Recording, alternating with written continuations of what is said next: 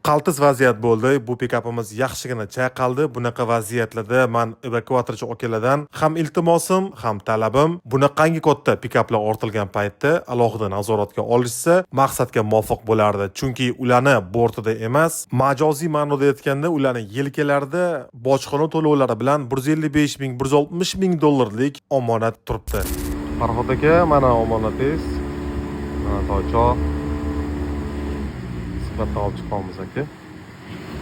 Ruxsat berildi sifatdan olib chiqishiga. Dubaydamiz.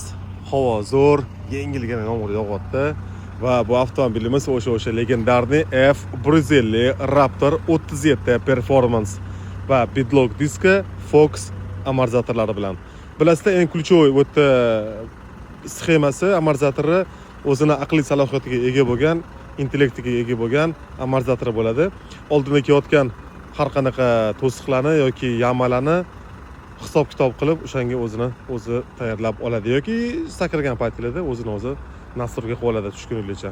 Agar sizga ham pikaplar dunyosi, uning narxi, bojxona to'lovlari qiziq bo'lsa, o'zbek segmenti uchun eng ko'p namoyish qiladigan eksklyuzivniy Telegram kanalimizga obuna bo'ling.